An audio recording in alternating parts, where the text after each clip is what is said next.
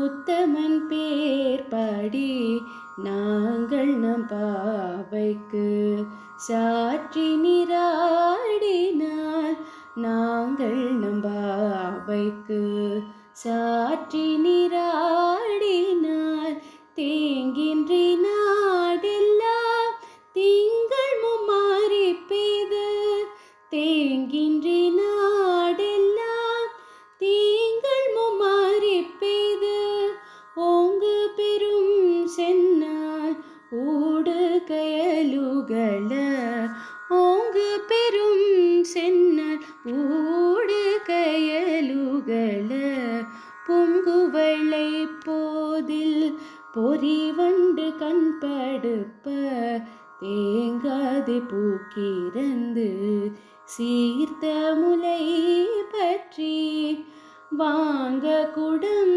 நிறைக்கும் வள்ளல் பெரும் பசுக்கள் நீங்காத செல்வம் நிறைந்தேலொரும் பாவாய் நீங்காத செல்வம் நிறைந்தேலோரெం பாவாய்.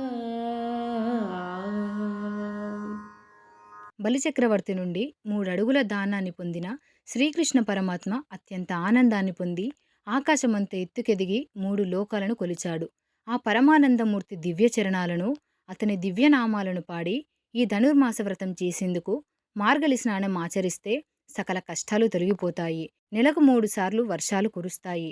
పంటలన్నీ బాగా పెరిగి ఫలిస్తాయి. పంట చెట్ల మధ్యనున్న నీటిలో పెరిగిన చేపలు త్రుళ్ళిపడుతూ ఆనంద సమృద్ధిని సూచిస్తాయి. ఆ నీటిలో విరిసిన కలువలను చేరిన తుమ్మెదలు అందులోని తేనెను తాగి మత్తుగా నిద్రిస్తాయి. ఇవన్నీ సమృద్ధికి సంకేతాలే. ఇక పాలు గోవుల పొదుగులను తాకగానే కుండలు నిండినట్లు పాలధారలు కురుస్తాయి. ఇలా తరగని ఐశ్వర్యంతో లోకమంతా నిండిపోతుంది. కనుక వ్రతం చేద్దాం రమ్మని సకులందరిని పిలుస్తోంది గోద. ஓங்கி உலகளந்த உத்தமன் பேர் பாடி ஓங்கி உலகளந்த உத்தமன் பேர் பாடி நாங்கள் நம் பாவைக்கு சாற்றி நீராடினால் நாங்கள் நம் பாவைக்கு சாற்றி நீராடினால் தேங்கின்றி நாடெல்லாம் திங்கள் மும்மாறி பெய்து தேங்கின்றி நாடெல்லாம் திங்கள் மும்மாறி பெய்து ஓங்கு பெரும் சென்னால் ஊடு கயலுகள ஓங்கு பெரும் சென்னால் ஊடு கயலுகள பொங்குவளை போதில் பொறிவண்டு கண்படுப்ப தேங்காது பூக்கிறந்து சீர்த்த முலை பற்றி வாங்க குடம் நிறைக்கும் வள்ளல் பெரும் பசுக்கள் நீங்காத செல்வம் நிறைந்தேலொரும் பாவாய் நீங்காத செல்வம் நிறைந்தேலோరెం పావాయ్. బలిచక్రవర్తి నుండి 3 అడుగుల దానాన్ని పొందిన శ్రీకృష్ణ పరమాత్మ అత్యంత ఆనందాన్ని పొంది ఆకాశమంత ఎత్తుకెదిగి 3 లోకాలను కొలిచాడు.